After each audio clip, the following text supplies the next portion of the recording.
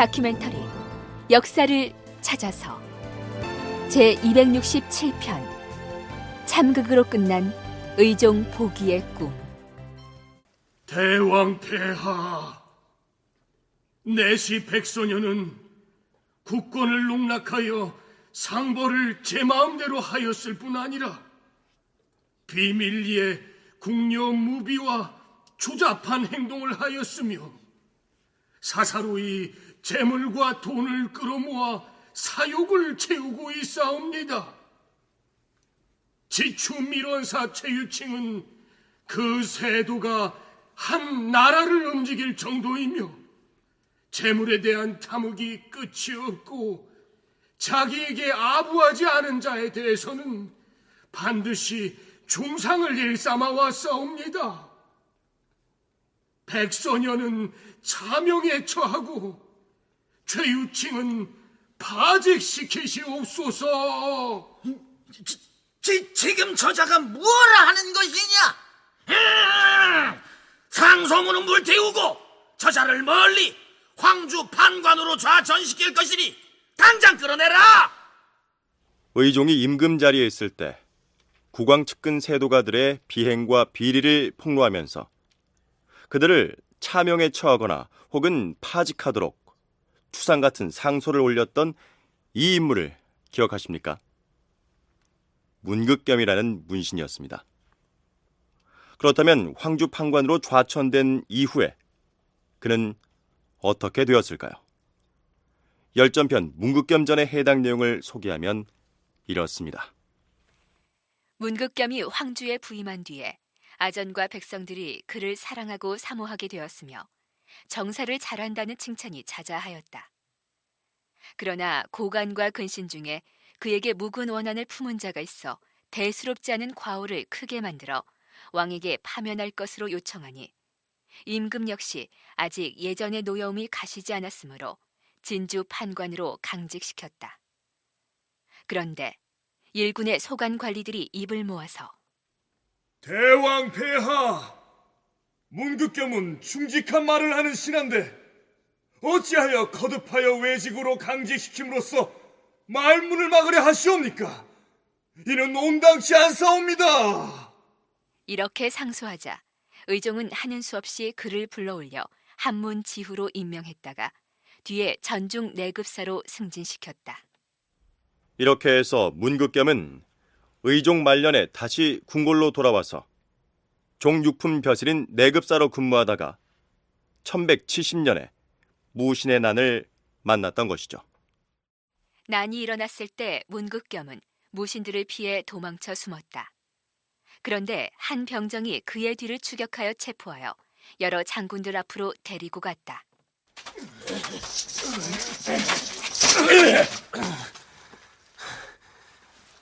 나는 중서문화성 정육품 정원 문극겸이다.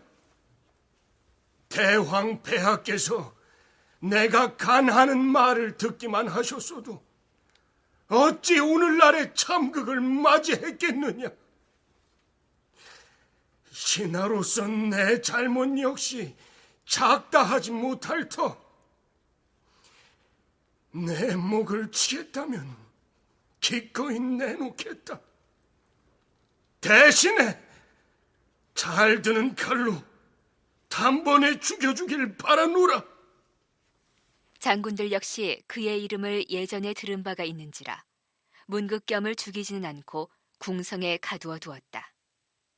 한편 무신들에 의해 폐위되어 거제현으로 유배를 떠나게 된 의종은 이렇게 한탄하였다.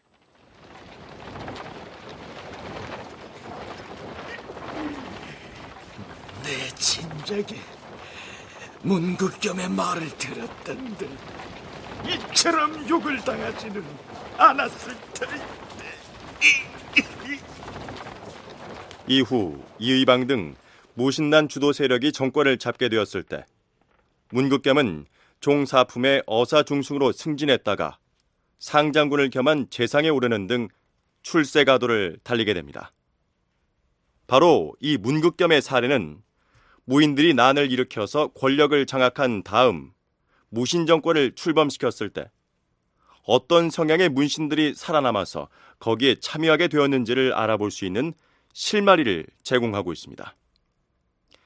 고려사 등의 사료에는 문신의 관을 쓰고 있는 자들은 그 벼슬이 서리에 불과할지라도 모두 살해하였다는 식으로 기술이 돼 있어서 문신들을 무차별적으로 몰살시킨 것처럼 돼 있는데, 영진전문대 남인국 교수는 그러한 표현 자체가 역사를 기술한 사람들에 의해서 과장된 측면이 있다고 얘기합니다.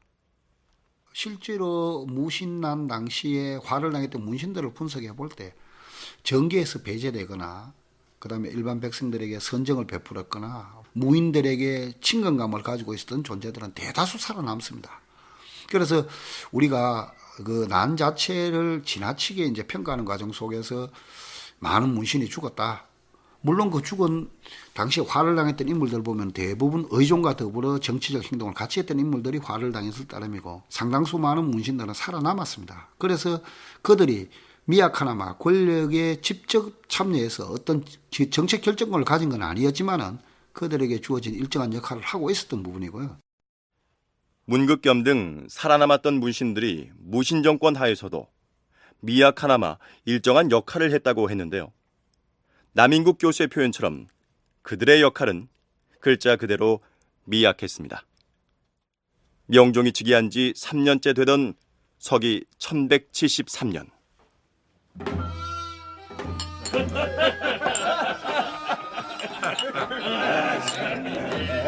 국왕의 딸을 궁주로 봉하는 행사가 있었고, 근신들이 모두 모여서 축하연을 하느라 밤이 늦도록 술자리가 파지 않았습니다. 대왕 폐하, 이번에는 소장의 술을 한 잔 받으시옵소서. 그래야지요. 어찌 이의방 대장군이 권하는 술을 마다하겠소. 자, 오늘은 경사스러운 날이니 경들도 취하도록 마시고 밤을 새워 흥겹게 즐기도록 하시오. 대왕 폐하, 밤이 너무 늦었사옵니다. 취기가 과하면 군신 간에 지켜야 할 예의와 법도가 무너질까 염려되옵니다. 이전에 대왕께서 폐위당하게 된 원인이 거기 있었사온즉 폐하께서도 마땅히 경계하셔야 할 것이옵니다. 이제 그만 연회를 파하시고 내전으로 드시옵소서. 이렇게 흥을 깨고 나선 사람은 앞에서 소개했던 바로 그 사람, 문극겸이었습니다. 천하의 이의방 앞에서 문극겸이 이처럼 바른 소리를 하고 나설 수 있었던 것은 물론 그의 선비로서의 강직한 성품이기도 했겠지만 다른 배경도 있었습니다. 고려사 열전편의 한 구절을 소개하면 이렇습니다. 문극겸에게는 미혼인 딸이 있었는데 이의방의 아우 일인에게 시집 보냈다. 말하자면 문극겸은 정략 결혼을 통해서 당대 제일의 권력자인 이의방과 사돈 관계를 맺고 있었던 것입니다. 고려사에는 그렇게 연회가 파하게 되자 이준의가 문극겸에게 욕설을 퍼부었다라고 적고 있습니다. 이준의는 다름 아닌 이의방의 친형입니다. 따라서 그 역시 문극겸과 사돈지간이었죠. 그런데 명종이 내전으로 들고 나서도 이의방과 휘하 장수들은 아랑곳 없이 술판을 이어갑니다. 이의방은 기녀들을 데리고 궁궐의 중방으로 들어가더니 여러 장수들과 함께 술을 마시며 북을 치고 떠드는 바람에 그 소리가 임금의 내전에까지 시끄럽게 들렸으나 조금도 두려워하거나 조심하지 않았다. 한마디로 임금에게 무례하고 왕실을 능욕했다는 내용입니다. 그 밤에 연회장에서 무슨 대단한 사건이 일어난 것이 아닌데 이런 내용을 사서에 올려놓을 때에는 기록한 사람의 어떤 의도가 작용한 것이 아닐까요? 전남대 김당택 교수의 얘기를 들어보시죠. 무슨 이의방이가 예를 들어서 왕 앞에 무례한 행동을 했다거나 이렇게 고려사의 기술이 된 것은 아마 그 이의방을 폄하하려는 그 반대 세력의 주장이었다 이렇게 이야기할 수가 있습니다. 그러니까 그 무신 정권 시대에도 그럽니다. 그 정적을 몰아붙이는데 반드시 그 왕실하고 연결을 시킵니다. 이놈은 왕실을 능멸한 놈, 왕실을 낮게 본 놈, 낮추어 본 놈 이렇게 해서 왕실을 들먹이면서 무신 집권자를 폄하하거든요. 그러니까 이의방이가 이제 나중에 제거된 이유 중에 하나도 자기 딸을 태자비로 드리려고 했거든요. 그러니까 이의방으로 입장에서는 왕실을 끌어들여 가지고 뭔가 자기 권위를 좀 더 높여보려고 했고, 그것은 이제 정적들한 입장에서 볼 때 그건 용납할 수가 없는 거죠. 그렇다면 이 당시 명종은 무신 권력자들의 전횡을 그저 지켜보고만 있어야 했던 허수아비 국왕이었느냐 하는 의심을 해볼 수밖에 없는데요. 남인국 교수는 적어도 이 무렵까지는 명종이 왕으로서 안정적인 지위를 확보하지 못한 처지여서 운신의 폭을 넓힐 엄두를 내지 못한 채 정치적으로 방관하고 있었다. 이렇게 분석합니다. 제위 3년 4월, 명종은 태묘, 즉 왕실의 사당에 제를 지낸 다음과 같은 내용의 조서를 내립니다. 과인이 박덕한 몸으로 여러 사람의 추대에 의하여 조상의 유업을 계승하게 되었다. 그리하여 밤낮으로 조심스럽고 두려운 마음으로 조상들을 효성으로 받들어 몸소 종묘의 체례를 치르고 서울과 지방에 은전을 널리 입히려 한다. 서울과 지방에 옥에 갇혀 고초를 당하고 있는 자들에게 은택을 입게 할 것이니 죄수들을 대거 석방할 것이며, 그렇다면 이 시기 일반 백성들의 생활상은 어떠했을까요? 과인이 내전에서 태일신에게 기원을 하고 무당들을 불러서 구슬하게 하고 근신들을 전국의 산천에 파견하여 산천재단에 기우제를 올렸건만 아직 비가 오질 않으니 어찌하면 좋단 말이냐. 지금 농촌의 사정이 어떠하더냐? 정월부터 비가 내리지 않아 냇물과 우물들이 모두 고갈되고 곡식은 그 싹이 마르는 데다 역질까지 번지고 있사옵니다. 하면 백성들의 생활고가 말이 아닐 터인데. 굶어 죽는 사람이 부지기수고 심지어는 사람의 고기를 팔고 사는 일까지 생겨나고 있으며 화재도 빈번하게 발생하여 백성들이 근심과 한탄 속에 쌓여 있사옵니다. 무릇 백성의 어버이라는 군주가 하늘을 향해 비를 기원하는 일 외에 어찌해볼 대책이 별무하니 이를 어찌하면 좋단 말이냐. 이미 의종 치세의 역사를 다룰 때 중앙조정의 과도한 조세 수탈과 빈번한 여격 동원 그리고 기근 따위로 생활터전을 벌이고 떠돌아다니는 유망민이 많았다는 내용을 소개한 바 있는데요. 그렇다면 이의방 등의 무신들에게 권력의 중심이 옮겨간 다음에도 백성들의 피폐한 생활상은 변함이 없었을까요? 그 예종 인종 연간 거치면서 이미 일반 민들의 유망은 시작되었고, 그 민들을 안집시키기 위해서 간무도 파견하고 해서 백성들의 생활을 안정시키려고 했습니다만 그 자체가 소기의 성과를 거두지는 못했다고 볼 수 있는 게 바로 명종연간에 일어나는 농민천민의 반란의 들이 그러한 것을 예정하고 있다고 볼 수 있겠죠. 그러니까 집권자만 바뀌었을 따름이지 일반 민들의 생활은 크게 변함이 없는, 더 나아지지도 않은 그런 상황. 그게 나중에 바로 이 명종연간부터 시작되는 농민천민 반란으로 이어지지 않을까, 그렇게 생각할 수 있겠죠. 더군다나 무신난을 일으킨 세력이 나중에 집권을 하면 백성들을 구휼하기 위해서 이러이러한 정책을 펴겠다는 등의 청사진을 세운 다음에 거사를 한 것이 아니라 사태가 돌발적으로 전개돼서 얼떨결에 정권을 잡았기 때문에 남인국 교수의 말대로 집권자만 바뀌었을 뿐 오랫동안 계속되어 온 백성들의 생활고는 변함없이 이어지고 있었던 것이죠. 김당택 교수는 무신들이 대거 지방관으로 임명돼서 배치된 것이 백성들의 생활을 더 어렵게 했을 가능성도 있다고 분석합니다. 전통적으로 이 지방관은 문신들이 임명됐는데 이제 무신난이 일어나고 무신들이 정권을 잡으면서 자기들이 지방관에 파견이 되거든요. 그러니까 아무래도 이것은 이 행정이라는 것은 무슨 도덕만 가지고 또 하는 것도 아니기 때문에 그래서 혹시라도 우리가 무신난으로 인해서 농민의 생활이 더 어려워졌다 이런 기록이 빈번하게 발견된다면 그것은 이제 문신들의 기록이 그랬을 수도 있고 문신들이 자기들이 쭉 지방관을 해왔는데 지금 무신들이 함으로써 더 나빠졌다 이렇게 문신들의 그 표현일 수도 있지만 실제로도 경험이 없는 무신들이 지방관에 파견됨으로써 무신 정권이 출범하면서 얼마나 많은 관리들이 무신들로 물갈이 되었는지는 고려사에 기록된 다음과 같은 내용의 기사를 보면 짐작할 수 있습니다. 군인들로서 품계와 순처를 뛰어넘어 고관 요직에 겸임된 자는 그 수를 이루 셀 수 없이 많았다. 또한 삼경 사도호 팔목으로부터 군, 현, 객관, 역사에 이르기까지 모두 무관으로 채용하였다. 이처럼 문신들을 몰아내고 무신들을 대거 지방관리로 기용을 했으니 설령 그들이 벼슬자리를 이용하여 비리를 저질거나 횡포를 부리지 않았다 할지라도 최소한 행정경험 미숙 등으로 인하여 백성들의 생활을 더 어렵게 만들었을 가능성은 있다. 이런 얘기입니다.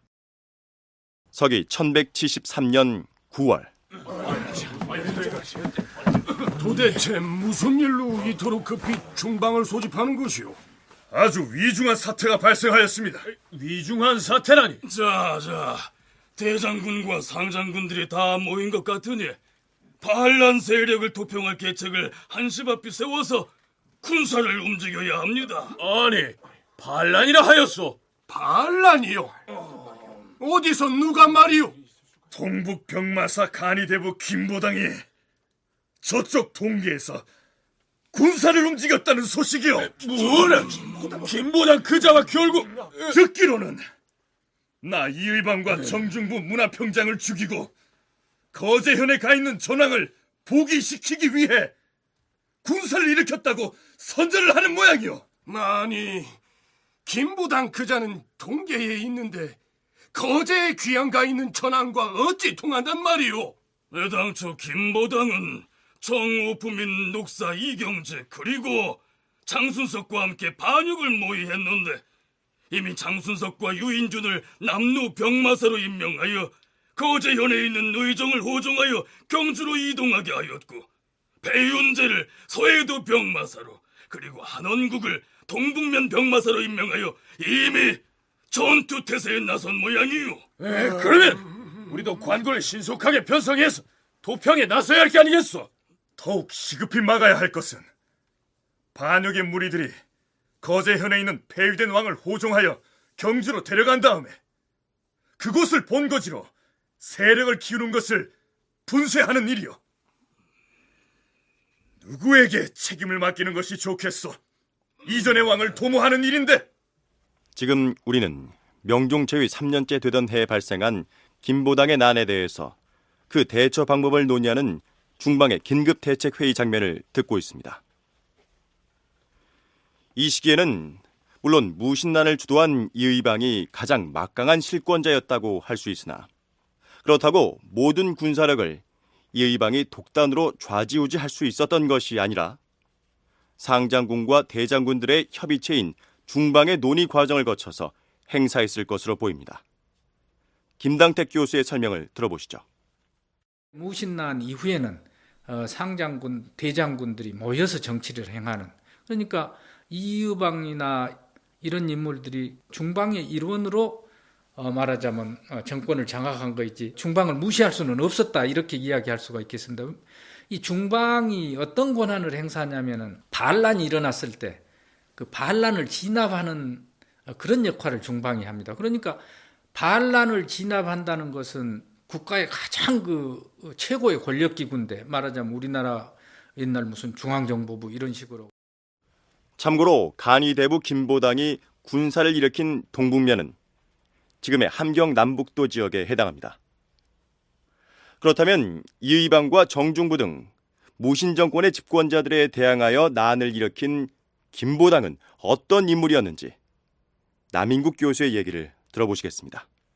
김보당이라는 인물이 그 전직 이력을 보면은 의종연간의 간관 역할을 했었고, 그 다음에 간언을 했다가 중앙정계로부터 배제되었던 인물이다 보니, 그러면은 이제 새로운 시대가 바뀌어졌으니까, 그러면은 그 시대에 맞는 어떤 그 자기 나름대로의 정치적인 역량을 발휘할 수 있는 어떤 기회가 부여되어야 될 건데, 그렇게 되질 못하고, 그런 상황에서 오히려 거제에 유폐되어 있는 의종을 옹립한다는 게 하나의 명분으로 정당성을 가질 수 있다면 광범위한 지지 기반을 확보할 수 있지 않았을까.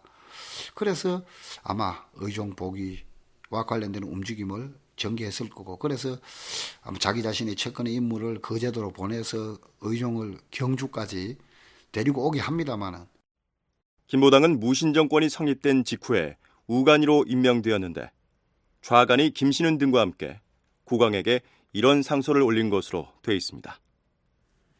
이전 임금 시절에 재상으로 있던 최윤희 등은 관간 정함의 고신에 서명한 자이며, 서해 안찰사 박순환은 밤하늘에 노인성이 보인다고 망령덕에 아린 죄가 있으니 그 자손들에게 금고 처분의 벌을 내려야 할 것이옵니다. 또한 승선 이준희와 문극겸은 왕명의 출납을 맡아보는 정삼품의 승선 관직에다 다른 관직들을 겸임하면서 농간을 부리고 있으니 그들이 겸하고 있는 관직들을 해임하기를 청하옵니다. 의종 시기에 국왕의 측근으로서 전횡을 일삼았던 환관 정함의 고신, 즉 임명장에 서명한 자들의 자손들을 벌하라는 내용이야 문제될 것이 없었으나 이의방의 친형인 이준희와 측근 문신인 문극겸을 성토하고 나섰으니 그것이 문제였습니다. 그렇다면 이 간쟁 사건은 어찌 되었을까요? 김보당 등의 간관들이 엎드려 힘차게 임금에게 간쟁을 하자 이의방의 형 이준희가 술이 취한 채 순검군을 시켜서 그 간관들을 욕보이게 하였다.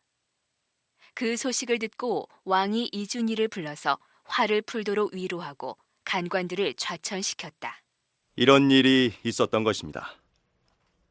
어쨌든 김보당은 무신정권의 핵심인 이의방과 무신난의 상징적인 인물이었던 정중부를 죽여서 무신정권을 무너뜨린 다음 거제현에 유배되어 있는 의종을 복위시키겠다고 선언하고서 한바탕 반란을 일으킨 것입니다.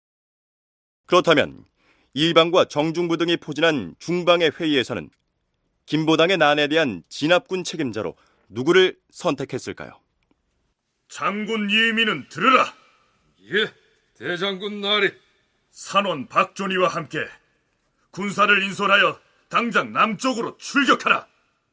다른 군사들은 서해 방면으로 보내서 반란의 무리들을 도평할 것이다. 명을 받들어 계림으로 내려가서 기필코 반란의 무리들을 척결하고 돌아오겠습니다. 자, 가자!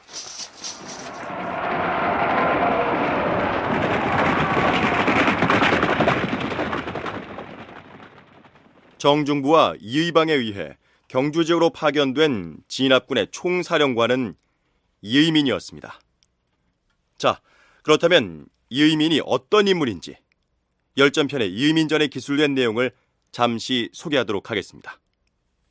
이의민은 경주 사람인데 그의 부친 이선은 소금과 채소를 파는 것이 직업이었고 모친은 연일현 옥령사의 여종이었다.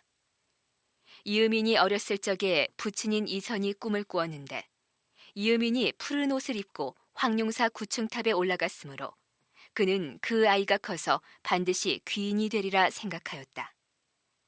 성인이 되어서는 신장이 8척이요 기운이 셌으며 2명의 형과 함께 그 시골 구석을 휩쓸고 다녀 고을 사람들의 우환거리가 됐다.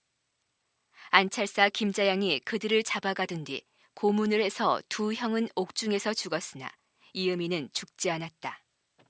한마디로 천안 가문에서 태어나 불량배 노릇을 하면서 자랐다는 얘기입니다. 고을 관찰사였던 김자양은 이의민을 도성의 영문을 지키는 경군으로 뽑아 넣어주었는데 그는 수박치기를 아주 잘했기 때문에 의종이 그를 사랑해 특별히 지금의 준이나 소위격인 대정계급에서 소령계급집에 해당하는 별장으로 파격적인 진급을 시켜줍니다. 그렇다면 무신난 때에는 어떻게 행동했을까요? 무신의 난 때에는 이음인이 살해한 사람의 수가 제일 많았다. 그리하여 이음인은 중랑장이 되었다가 즉시 장군으로 승진됐다. 이의민이 김보당의 난을 평정하기 위해서 경주 쪽으로 내려가기 이전까지의 이력이 이상과 같습니다. 결론을 얘기하자면 이의민은 경주로 내려가서 의종을 죽입니다. 그리고 이의방, 정중부, 경대승에 이어서 이의민 정권 시대를 여는 거물 실력자가 됩니다. 그런데 고려사 열전편에 실린 대로 정말로 소금장수 아버지와 사찰의 여종 어머니 사이에서 태어나서 불량배 노릇을 하다가 수박치기 한 가지를 잘했기 때문에 그렇게 출세를 할 수 있었을까요? 실제로 고려사의 그 이민 열전에 나와 있는 내용처럼 아버지가 소금장수고 어머니는 옥령사의 피다. 그러면 신문상으로는 천인이 되는데 그 이후에 전개되는 이민 집권하에 전개되는 경주에 있어서의 그 민의 동향이라든가 그다음에 이민의 아들 이지순의 움직임 등을 보면은 과연 고려사 기록대로 천민의 후예였을까? 오히려 경주 지역의 세력 근거지를 가지고 있는 어떤 일족의 후예가 아니었을까 하는 그런 해석까지 하고 있거든요. 그래서 아마 이민희가 의종과 관련된 사건에 내려간 것은 어떤 의미로 보면은 나름대로 이민의 지역적 근거도 거기고 비록 가세가 기울었다고는 하나 한때는 경주 지역에서 세력을 떨쳤던 몰락한 세도가 집안의 후손이었을 가능성이 있다고 남인국 교수는 조심스럽게 추정합니다. 그건 그렇고 앞에서 소개하기를 난을 주도했던 김보당이 장순석 등을 거제로 보내서 의종을 경주로 데리고 오도록 했는데 김보당이 하필 의종을 경주로 오게 한 배경을 김당택 교수는 이렇게 분석합니다. 이 거제도에 있는 의종을 경주로 데리고 왔다는 것도 그게 시사한 바가 있다고 생각합니다. 왜냐하면 경주라는 곳은 그 전통적으로 그 경주 출신 그 문신들 상당히 그러니까 신라 육두품 출신 유학자들의 그 뒤를 이은 인물들이 이 고려 중앙의 문신들로 이제 적지 않게 진출했을 것이고 그러니까 이 김보당이가 그 의종을 왕으로 그 다시 세우겠다. 이것을 명분으로 반란을 일으키면서 의종을 경주로 모시고 왔다는 것은 그 경주에 있는 그 문신 세력들을 의식한 것이 아닌가. 이의민은 진압군을 이끌고 경주로 내려갑니다. 반란군과 진압군 사이에 실제로 어떤 전투가 얼마나 벌어졌는지 그 상세한 내용은 나와 있지 않지만 사서의 기록만으로 본다면 김보당의 반란군은 제대로 힘을 써보지 못하고 진압된 것처럼 보입니다. 1173년 8월에 반란이 일어났는데 바로 다음 달인 9월에 핵심 주모자들이 붙잡힌 것으로 기록되어 있습니다. 9월에 한원국을 잡아 죽였다.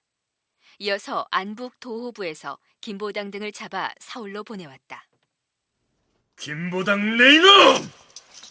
내가 바로 네 놈이 죽이고 싶어 했던 이일방이다.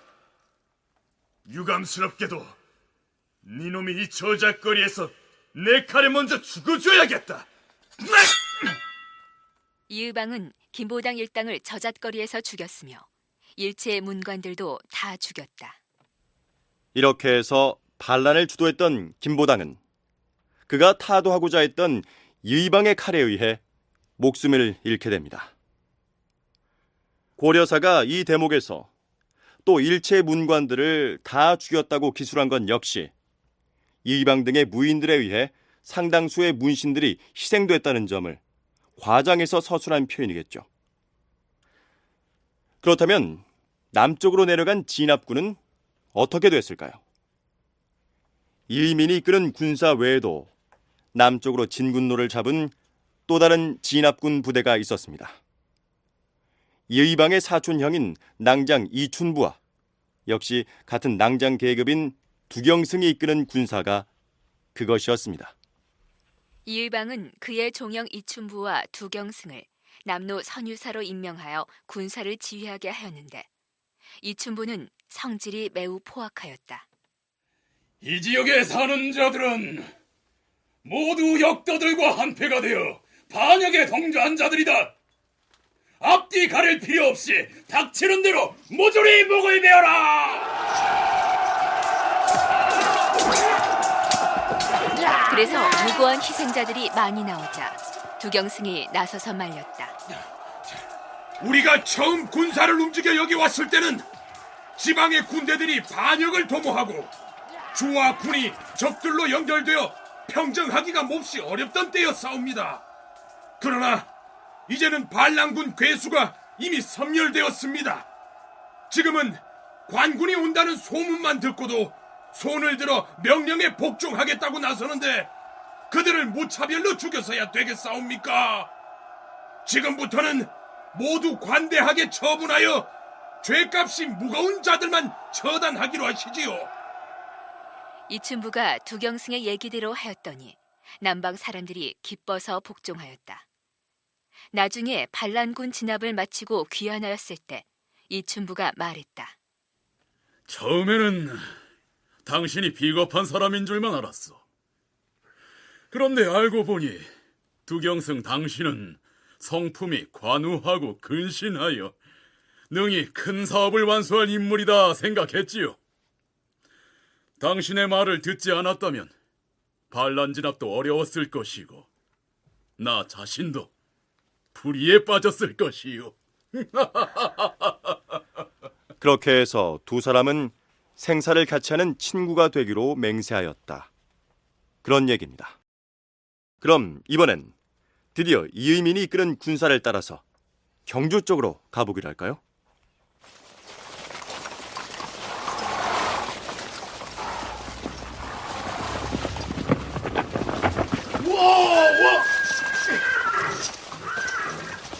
조정에서 오신 광근 나리들이 아니옵니까?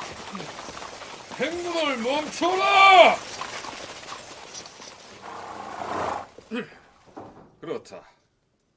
나는 어명을 받고 반역의 무리를 소탕하려고 군사리 끌고 온 장군 이의민이다. 장군, 잘 오셨습니다요. 여러 말 할 것 없고 지금 장순석과 그가 이끄는 군사들은 어디 있으며 거제현에서 온 이전의 왕은 어디 있느냐? 지금 우리 고을에 있는 것이 틀림없사온데. 그럼 무얼 망설이느냐? 앞장서서 안내를 하거라. 잠깐만 기다리십시오, 장군. 거제현에 있던 전 왕이 우리 고을에 온 것은 고을 사람들의 뜻이 절대로 아닙니다요. 김보단과 함께 반역을 모의했던 장순석과 유인준이 꾸민 일입지요. 누가 꾸민 일이든 우린 고을로 들어가서 그들을 소탕하려는데 너는 왜 자꾸만 길을 막고 있는 것이냐? 장군, 장순석 일당이라야 고작 수백 명에 불과하고 모두가 오합지졸 드립죠. 그 괴수만 제거하면 나머지는 모두 흩어져서 달아나 버릴 것입니다요. 그러니 잠깐만 기다려주시면 저희가 돌아가서 처치하겠으니 이 고을 본토 사람들에게는 제발 죄를 묻지 말아주셨으면. 알겠느니라. 고을 사람들은 다치지 않게 할 터이니 너희들 힘으로 반란의 무리들을 토평하고 나에게 와서 보고하도록 하라. 고맙습니다, 장군. 이래! 고을 사람들은 한데 모여 의논을 했다. 지금 우리 고을에 들어와 있는 장순석의 무리는 지금의 임금이 파견한 사람이 아니고 반란군이라고 하니 우리가 그들을 죽인들 별 문제가 없을 것이요. 그러니 오늘 밤에 우리 고을의 병정을 모아서 그자들을 치도록 합시다.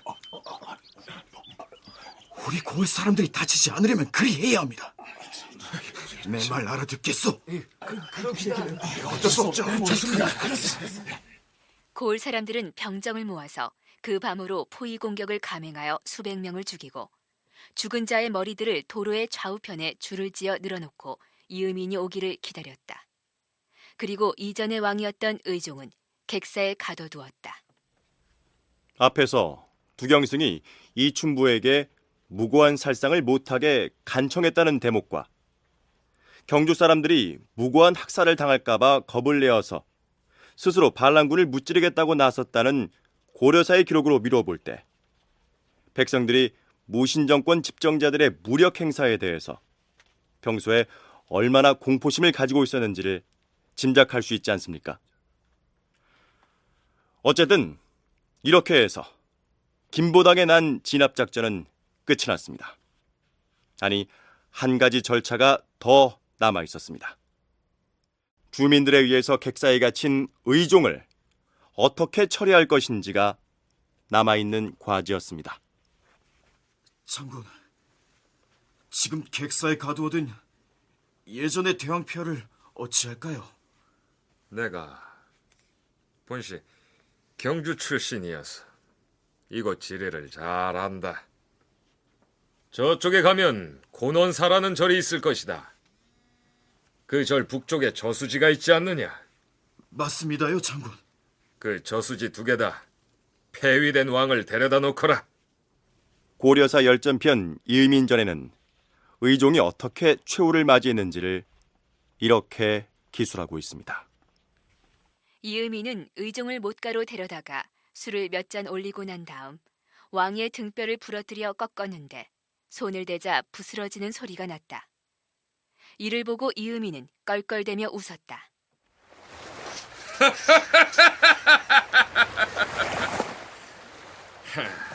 이제 다 끝났으니 치워라. 예, 장군.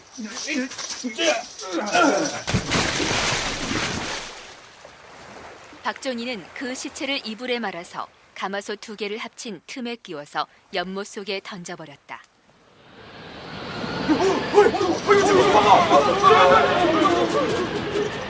그때 갑자기 돌개바람이 일어나 모래가 날리는 바람에 사람들이 모두 소리치며 도망쳤다.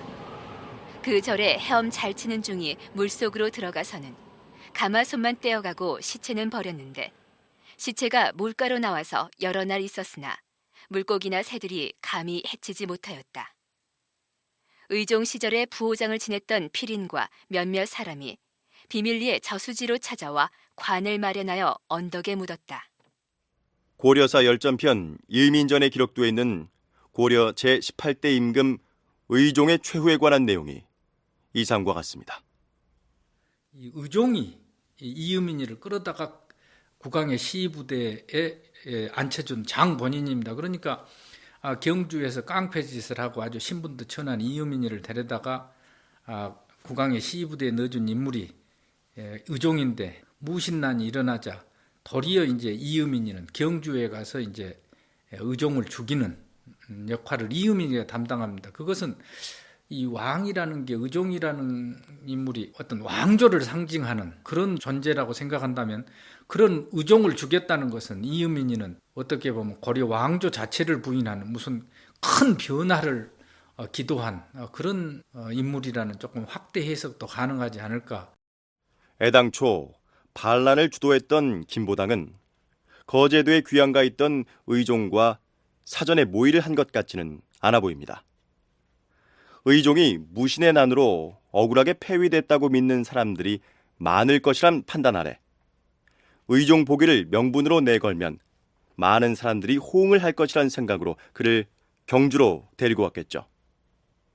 한편 이의방이나 정중부 등 무신 정권의 수뇌부에서는 경주의 문신 세력이 의종과 결탁하는 것을 두고 볼 수 없었기 때문에 아예 경주의 천민 출신인 이의민을 내세워 의종을 제거한 것이다.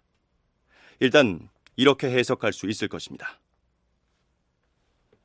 그런데 앞에서 소개한 내용이 모두 사실이라면 고려 의종이 맞이한 죽음의 형식은 우리 역사에 등장하는 모든 왕조의 국왕들을 통틀어서도 그 사례를 찾아볼 수 없는 가장 치욕적이고 비참한 모습이라고 할 수 있겠죠. 과연 이의민이 의종을 정말로 그런 식으로 죽였을까요? 의심스러운 면이 없지 않아 있습니다. 오히려 후대에 그 기록 자체를 좀 더 과장되거나 확대되어서 그려지지는 않았을까. 왜냐하면 죽음을 내리는 방법, 과연 왕을 그렇게 처리했을까 의심스러운 부분이긴 합니다. 근데 그걸 다르게 살펴볼 수 있는 어떤 자료라든가 그런 내용들이 없으니 단지 이제 이민희가 의종을 잔인하게 살해했다 하는 정도의 의미로만 갖다 놓으면 되지.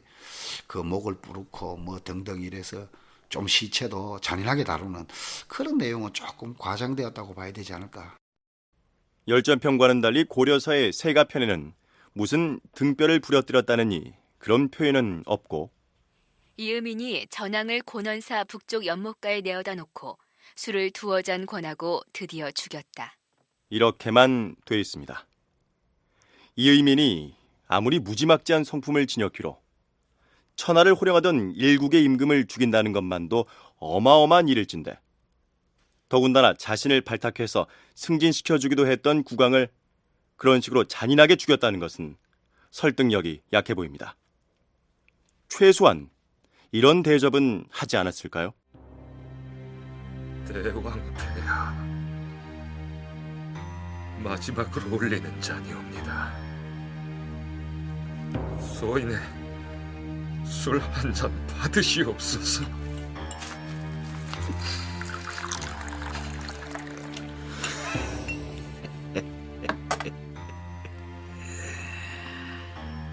내가 마지막으로 눈에 담아가는 얼굴이 이의민 내 놈의 모습이로구나.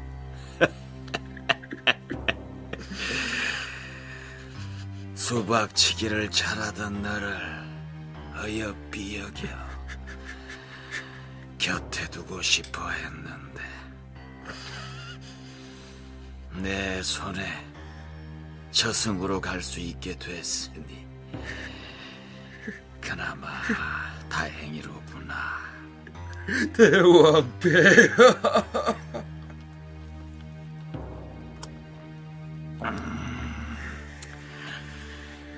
자,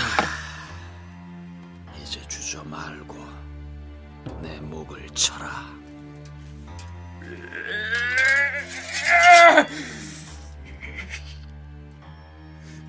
대왕폐하, 용서하시옵소서. 국왕의 숨을 거두게 하는 절차라면 최소한 이 정도의 배려는 있지 않았을까요? 그리고 의종의 주검을 가마솥 둘을 붙인 사이에 끼워 넣어서 물에 버렸는데, 헤엄을 잘 치는 사찰의 승려가 시체는 버리고 가마솥만 아까워서 건져서 가져갔다는 표현 역시 의종의 죽음을 처참하게 묘사함으로써 이의민이나 혹은 무신정권의 권력자들을 무지막지한 품성을 가진 부류로 왜곡하기 위한 표현이 아닌가, 이런 의심을 해볼 수 있을 것입니다. 자, 그럼 이제 의종이 죽음을 당했으니 그는 과연 어떤 임금이었는지를 잠시 되짚어보도록 하겠습니다. 우선 의종이 재위기간에 실정을 해서, 다시 말해서 문신들과 갈등을 빚고 종국에는 무신들을 차별했다가 결국 반란을 초래하고 말았다는 것이 대체적인 평가인데요. 남인국 교수는 의종의 경우 이미 즉위 과정에서부터 한계를 지니고 있었다고 분석합니다. 의종은 좀 불행한 군주라고 볼 수 있겠죠. 이미 뭐 태생적으로 그 왕위 계승 과정에서 어머니로부터 조금 인정받지 못했던 부분, 그 다음에 이제 왕이 되어서 전국을 이끌어 가려고 할 때 광범위한 지지기반을 확보하지 못하고 소수의 어떤 내시라든가 황강과 같은 측근 중심의 정치를 운용할 수밖에 없었던 하나의 시대적 한계. 그것도 아마 동생 대령후 경인과 연결된 인물들을 견제하고 하려고 하다 보니까 오히려 그런 현상들. 그래서 저 자신은 의종은 좀 안타까운 군주로 받아들이고 싶습니다. 꿈을 펴보지 못하고. 김당택 교수는 의종 치세 기간에 무신난이 일어난 요인을 거론할 때 의종이 문신과 무신을 차별했기 때문이라고 단순하게 치부하는 것은 문제가 있다고 얘기합니다. 현종 때 이후로 의종 때까지 주도적으로 그 문신들이, 특히 과거 출신자들이 정치적 주도권을 장악했습니다. 그래서 고려의 제도라는 게 이 과거 출신자들이 자신들한테 이로운 그런 제도를 만들었단 말입니다. 그러니까 그러면서 국왕을 견제하니까 국왕으로서는 어떻게든지 또 문신들을 장악하려고 합니다. 그 사이에서 끊임없이 이제 국왕과 문신들이 갈등을 빚는데 예를 들어서 무슨 여진정벌이나 뭐 이런 것들이 전부 이제 저는 그런 산물이라고 생각합니다만 하여튼 그렇게 갈등을 빚는 과정에서 국왕이 조금 왕권을 강화하고 문신들을 장악하기 위해서는 무신들을 끌어들일 수밖에 없습니다. 연구자들의 통계에 의하면 고려시대 전 기간을 통해서 대간의 간쟁이 가장 많았던 시기가 의종 때였습니다. 그만큼 의종은 문벌 귀족들의 공격에 시달려왔던 것이죠. 따라서 의종은 무신들을 천대한 것이 아니라 오히려 무신들을 편애한 임금이었다. 김당택 교수의 견해가 그렇습니다. 문신들의 그 이론적인 무기가 유학입니다. 그러니까 의종은 유학을 전혀 외면할 수도 없지만 그렇다고 또 전적으로 유학에 가까운 것도 아니고 그러니까 자꾸 의종은 무슨 도선이를 높이 평가해서 도선이 뭐 비를 세우게 한다거나 사찰에 자꾸 드나거린다거나 또 의종 때 그 편년통역이라는 책이 쓰여졌는데 거기는 그 음양 비술 뭐 이런 것이 아주 고려 왕실 세계를 꾸며놨습니다. 그러니까 자꾸 의종이 이제 그런 데 관심을 갖는 것도 그 유학이라는 것이 그 문신들의 그 이론적인 무기이기 때문에 의종은 자꾸 그쪽에서 벗어나서 무신들하고 가깝고 무슨 사찰에 자주 다니고 이것이 이제 문신들의 반발을 불러일으킵니다. 이렇게 되자 무신들의 집단 반발이 더욱 심해졌고 그러자 결국 의종은 무신을 멀리하고 문신들을 회유하기 위해서 유희에 탐닉하는데 국왕의 편애를 받다가 소외당하게 되자 이번엔 무신들이 들고 일어났던 것이 바로 1170년의 무신의 난이었다. 이런 얘기입니다. 김보당의 반란은 직접 반란을 모의하고 군사를 움직였던 주모자들에게만 피해가 간 것은 아니었습니다. 김보당이 문관이었기 때문에 이번에도 많은 수의 문신들이 죽음을 당하거나 박해를 받았습니다. 김보당이 군대를 동원하여 정중부와 이음인을 치려 했으므로 정중부 등이 문관들을 수색하여 거의 다 학살하였다. 고려사 열전편 융규전에는 이렇게 기록되어 있습니다. 김보당의 난에 다른 문관들도 연관되어 있을 것이란 판단하에 문관들을 대대적으로 수색하고 살해했다는 얘기죠.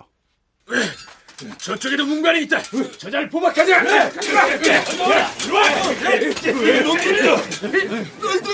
무슨 일로 나를 포박하려 하느냐? 문관들을 모두 수색하고 포박해오라는 대장군의 명령이 있었다. 한말 말고 오라를 막아라. 이들이 포박하려고 한 인물은 재상 윤인첨이었습니다. 이의방 등 무인 실권자들의 명을 받은 군졸들이 문신들을 마구잡이로 잡아가는 형국이었는데 그 모습을 지켜보던 융규가 나섭니다. 네 이놈들! 그분이 누군 줄 알고 결박하려고 하느냐? 저 영감은 또 뭐야? 저 영감도 오랏줄로 묶어라! 너 같은 하졸이 어찌 감히 재상과 난관에게 이렇듯 함부로 할 수 있단 말이냐? 아니 되겠다. 너희들에게 명을 내린 대장군들이 있는 곳으로 당장 가자! 전에 소개한 바 있듯이 융규는 금나라의 사신으로 가서 금나라 조정으로 하여금 무신 정권과 명종을 인증받기 위해서 단식 투쟁을 벌였던 바로 그 인물입니다. 김보당이란 문관이 난을 일으켜서 문신들이 모두 자신에게 불똥이 튀지 않을까 공포에 떨고 있었지만 그가 이처럼 용감하게 나설 수 있는 배경에는 자신이 금나라에서 거둔 외교적 업적이 있었겠죠. 장군들은 내 말을 들으시오. 예의가 무너진 곳에서 국가가 유지되었다는 말을 난 듣지 못했어. 당신들이 국가를 바로잡을 큰 뜻이 있다면 먼저 옛 모범을 본받아야 하는데 어찌 저런 하급 병졸들로 하여금 대신들을 결박하게 하여 모욕을 주는 것이오?